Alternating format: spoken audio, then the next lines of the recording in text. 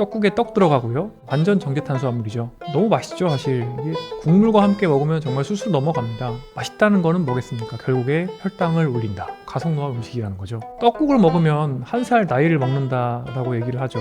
떡국 많이 먹으면 가성노화가 돼서 정말 일리 있는 말인 것 같습니다.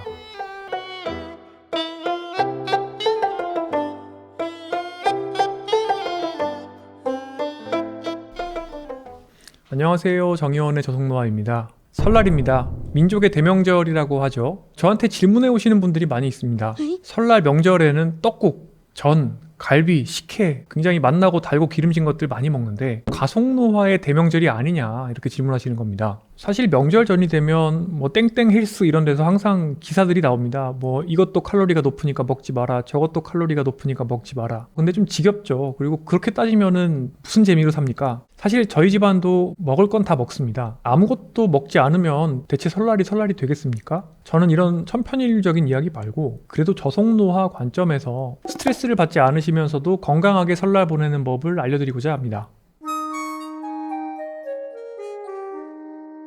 아무래도 먹을 이야기를 뺄 수가 없겠죠. 설날에 먹을 게 참 많습니다. 사실 이 설날 음식이라는 게 가속노화 음식의 모듬이라고 할 수가 있습니다. 조선시대의 왕이나 돈 많은 분들 드셨던 게 결국에 정제탄수화물과 고기 이런 것들이니까요. 또 그런 것들을 이제 오마주한 게 명절 음식이죠. 예전에는 괜찮았을 겁니다. 정말 어쩌다가 먹는 거니까요. 근데 지금은 그렇지가 않습니다. 이미 평소에도 굉장히 풍족하게 먹고 있는데 명절이라고 더 먹으니까요. 떡국에 떡 들어가고요. 완전 정제탄수화물이죠. 저는 정말 항상 기억나는 게 이 아침에 일찍 가서 인사를 드리고 그리고 이제 떡국을 먹습니다. 근데 이 떡국을 먹고 나면 정말 그때부터 바로 다리가 붓는 게 느껴져요. 전 되게 인슐린이 잘 느끼거든요. 떡덩어리입니다. 정제 국물인데 너무 맛있죠 사실. 이게 국물과 함께 먹으면 정말 술술 넘어갑니다. 떡국을 먹으면 한 살 나이를 먹는다라고 얘기를 하죠. 떡국 많이 먹으면 가속노화가 돼서 정말 일리 있는 말인 것 같습니다. 그래도 설날인데 안 먹을 수는 없습니다. 너무 맛있기도 하고요. 그래서 꼭 한 그릇만 드시면 좋겠습니다. 현미떡은 괜찮지 않느냐라고 질문하시는 분들이 꼭 계세요. 그런데 사실 별 차이가 없습니다. 정제탄수화물이라는 게 안 좋은 이유가 일단은 섬유질이 별로 없어서입니다. 현미에는 물론 섬유질이 좀 있습니다. 근데 이 현미를 갈잖아요. 갈면은 결국에 큰 차이가 없어요. 왜냐하면 이 결라는 게 정제탄수화물을 붙잡아 두고 있기 때문에 일종의 저항전분 비스무리한 물리적인 역할을 해서 소화가 늦어지는 측면이 있는데 이런 것들이 아니라 이제 갈아서 놓게 되면 결국에는 전분이 아밀라지를 만나면 그대로 분해가 되는 겁니다. 그래서 현미떡은 큰 효과는 없겠고요. 정떡을 바꾸어 보시고 싶으시면 차라리 곤약떡을 한번 시도해 보시는 것도 괜찮을 것 같습니다. 자, 그러면 명절 때 뭐 먹으면 좋겠냐 저한테 질문하시는 분들이 있으신데 제가 추천드리고 싶은 메뉴는 나물 비빔밥입니다. 차례상에 빠질 수 없는 게 나물이죠. 고사리, 도라지, 시금치, 삼색나물입니다. 갈색, 흰색, 녹색 이렇게 돼 있어서 색깔도 예쁘지만 또 의미도 깊다고 하네요. 조상을 의미하는 뿌리나물 도라지, 부모님을 의미하는 줄기나물 고사리, 그리고 자손을 의미하는 이파리나물 시금치라고 하는데요. 차례상에 올리는 쌀밥은 조상님께 양보하시고요. 저희는 콩을 넣은 잡곡밥을 먹으면 좋을 것 같습니다. 제사 음식들이 고칼로리 음식이라고 이야기를 많이 하지만 가속노화 음식과 저속노화 음식이 또 한 끗 차이인 것 같거든요. 정말 흰쌀밥을 콩밥이나 잡곡밥으로 바꾸고 너무 붉은 고기를 많이 쓰기보다는 생선이라든지 이런 것들을 조금 더 쓰고 채소의 비중을 조금 더 늘리고 그리고 나물을 풍부하게 쓰고 이렇게만 하면 굉장히 건강식이 가까운 제사상이 나올 수가 있거든요. 저희 집에선 이렇게 준비한 음식들을 잡곡밥과 함께 설날 연휴 때 꾸준히 끊임없이 먹는 버릇이 있습니다. 맛이 없지가 않고요. 또 평소에는 먹기 어려운 그런 음식들이기도 하죠. 이렇게 즐겨보시면 어떨까 싶습니다. 설날에 특징적인 냄새가 있습니다. 바로 기름 냄새인데요. 전 부치느라고 기름을 많이 쓰게 됩니다. 전 부칠 때 밀가루를 쓰지 말아야 하느냐 뭐 이런 질문하시는 분도 계세요.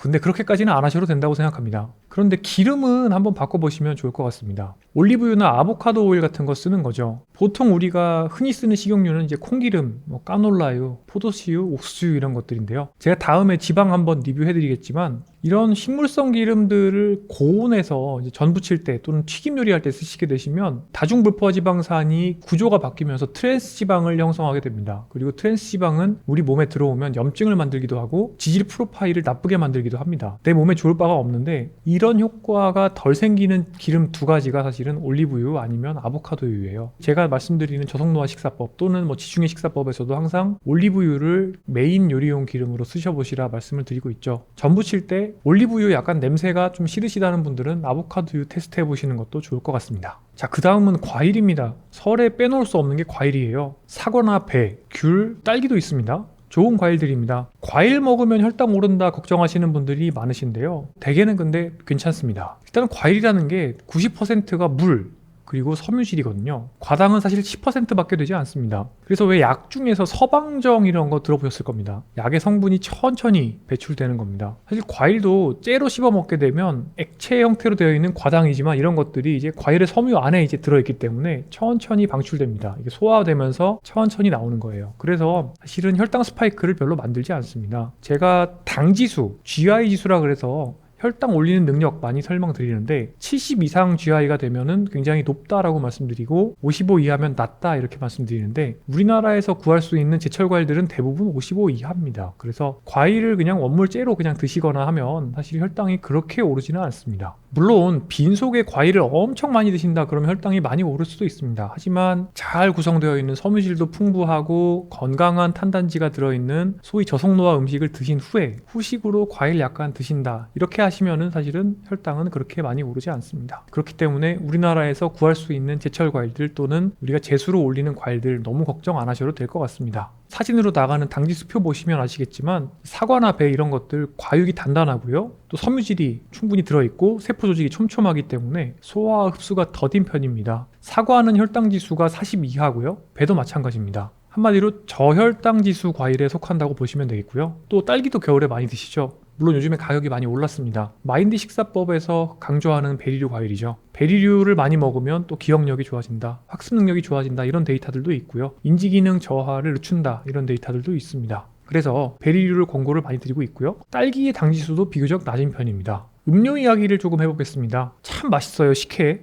저도 어릴 때 식혜를 굉장히 좋아했습니다. 그래서 외가에 가면 외할머니께서 항상 직접 만들어서 해놓으시고 하셨는데요. 이 식혜라는 게 엿기름을 이용해서, 엿기름이 소화효소거든요. 엿기름을 이용해서 쌀밥을 소화를 시킵니다. 쌀밥은 사실은 복합당이죠. 이 복합당을 단순당으로 바꾸는 겁니다. 그러면 단맛이 납니다. 굉장히 맛있을 수밖에 없죠. 때로는 여기에다가 설탕을 추가로 붓기도 합니다. 이렇게 되면 너무 맛있죠. 맛있다는 거는 뭐겠습니까? 결국에 혈당을 올린다. 그리고 단순당이다. 가속노화 음식이라는 거죠. 다행히 요새는 또 제로 식혜가 나왔습니다. 제로 식혜를 한두 번 드시는 것 정도로는 괜찮습니다. 물론 제로 음료를 장기간 상복하게 되면 또 인슐린 저항성이 생길 수 있고 장내 세균총이 나빠질 수가 있지만 한두 번 드신다면 식혜 대신에 저는 제로 식혜를 드셔보시는 것을 한번 권고드려 보겠습니다. 또 열량이 높은 기름진 음식 드시게 되시면 늘 땡기는 게 탄산이죠. 탄산음료는 가급적 피하시는 게 좋습니다. 열량도 높고요. 설탕음료라고 하면요. 게다가 이렇게 탄산음료와 함께 또 음식을 먹게 되면 조금 더 음식을 먹게 되는 효과도 있습니다. 실제로 액체 형태로 과당을 많이 섭취하게 되면 렙틴 저항성이 더 심해진다 이런 보고도 있죠. 설탕이 들어있는 탄산음료를 많이 먹게 되면 오히려 내가 먹을 수 있는 것보다 더 많이 음식을 먹게 될 우려도 있습니다.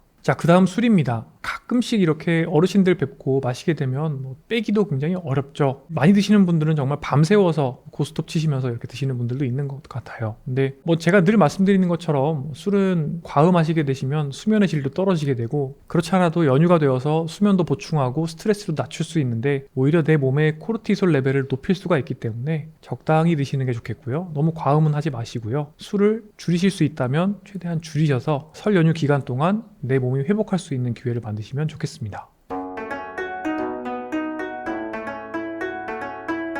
국토교통부에서는 명절이 되면 해당 명절의 교통수단의 교통분담료를 계산을 합니다. 이때 보게 되는 것이 우리나라에서 가장 많은 분들이 활용하는 교통수단이 결국엔 자차예요. 결국에 우리가 고향 갈 때 가장 많이 타는 것이 자동차라는 것이고 그 말인즉슨 장시간 운전할 가능성이 높다는 것을 뜻합니다. 게다가 차도 엄청 막히죠. 제가 지난 여름에 비행기에서 하면 안 되는 행동들 총정리 이런 것들을 말씀드린 적이 있죠. 한 자세로 오래 앉아있는 것 자체가 건강에 굉장히 좋지가 않습니다. 같은 자세로 오래 앉아있으면 지질 패턴도 나빠질 수가 있고 또 몸에 염증도 생길 수가 있고요. 다리가 붓고 혈액순환도 나빠지죠. 운전이 비행기 타기보다 건강에 좋은 점도 있고 나쁜 점도 있을 텐데요. 우선 좋은 점은 차에서 나가는 게 비교적 자유롭다는 겁니다. 졸음 쉼터나 휴게소에 들러서 잠시 쉬어갈 수가 있습니다. 비행기 안에서는 쉽지 않죠. 나쁜 점은 또 이제 운전을 해야 된다는 겁니다. 긴장한 상태로 일부 근육만 움직여야 되는 게 운전입니다. 또 차가 막히니까 또 스트레스도 받고요. 장시간 운전하시게 되시면 온몸이 찌뿌둥하실 수가 있고 또 관절은 쪼그라들고 굳을 수가 있죠. 2시간에 한 번 정도는 졸음 쉼터나 휴게소에 들르셔서 스트레칭도 하시고 바람도 쐬시고 걸으시고 또 이렇게 하시면 너무 좋을 것 같습니다. 굳어가는 관절도 풀어주고 또 기분 전환도 될 테니까요. 자, 그 다음은 수면입니다. 긴 휴일이에요. 이번엔 특히 임시 공휴일까지 주어져서 주말까지 합치면 최장 6일을 쉬실 수가 있습니다. 자, 그런데 이때 또 자기 보상을 한답시고 너무 늦게 주무시는 분들이 계실지도 모르겠습니다. 그간 고생한 스스로에게 보상을 주는 건 참 좋은데요. 그 보상을 잠을 자는 방법으로 주시면 어떨까요? 늘 말씀드리는 것처럼 잠을 잘 자야 저속 노화에도 이롭습니다. 하룻밤 새는 것은 소주 한 병 원샷한 것과 비슷한 인지기능 저하를 초래하고요. 수면 박탈은 면역력을 떨어뜨려서 암 유발 요인이 될 수도 있죠. 결국 억지로 잠을 줄이는 것은 뇌를 갉아먹는 것과 비슷합니다. 자, 그러면 잠 잘 자려면 어떻게 해야 되는지를 물어오십니다. 저는 좀 허무하실 수도 있는 대답을 해드리는데요. 전날 잘 자야 다음 날에도 잘 잘 수 있습니다. 이 점에서는 최장 6일이 주어져 있는 설 연휴가 수면 습관을 정상화시키는 데는 딱 좋습니다. 무조건 몰아자면 되느냐, 그것도 아닙니다. 미국 콜로라도 대학교의 키레스 라이트 연구팀에서 밝혔는데요. 몰아자는 것이 수면 패턴도 나빠질 수가 있고 생체 리듬도 깨질 수가 있고요. 또 한 연구에서는 너무 심하게 몰아자는 분들이 혈중 염증 수치가 높다는 보고도 있었습니다. 그렇지 않아도 명절 후에 일상으로 돌아오기가 힘든데 오히려 더 어려워질 수도 있는 거죠. 하루에 몇 시간까지 더 자도 괜찮을지에 대해서도 연구하신 분들이 있는데요. 최장 2시간까지 보충하는 게 제일 좋다고 합니다. 연휴 기간 하루에 2시간씩 더 주무시면 아마 저속 노화에 정말 도움이 많이 될 것 같습니다. 자, 그 다음 스트레스 얘기를 조금 하겠습니다. 가장 중요한 것은 스트레스를 안 받는 걸 텐데요. 물론 적당한 스트레스는 별 문제가 없겠지만 설날에 받는 스트레스는 또 그렇지가 않습니다. 명절 음식 준비하는 과정도 힘들고요. 또 오랜만에 만난 친척분들과의 소통이 즐거움이 아닌 스트레스로 다가올 수도 있습니다. 서울대 김영민 교수님이 쓰신 명문 추석이란 무엇인가를 제 버전으로 바꿔보도록 하겠습니다. 제목, 설날이란 무엇인가? 친척이 명절을 핑계로 집요하게 당신의 인생에 대해 캐물어 온다면 그들이 평소에 직면하지 않았을 근본적인 질문을 던지는 게 좋다. 너 언제 살 뺄 거니? 라고 물으면 살이란 무엇인가? 라고 대답하라. 우리 땡땡이는 대학 직장 어디 갔는데? 라고 자랑하면 대학, 직장이란 무엇인가? 라고 대답하라. 이번에 비트코인, 미국 주식 등으로 떼돈을 벌었는데? 라고 하면 돈이란 무엇인가? 라고 말하라. 너 설날인데 이럴 거야? 라고 말하면 설날이란 무엇인가? 라고 말하라. 정체성에 관련된 이러한 대화들은 신성한 주문이 되어 해묵은 잡귀와 같은 오지랖들을 내쫓고 당신에게 자유를 선사할 것이다. 제가 뒷일을 책임져 드리진 않습니다.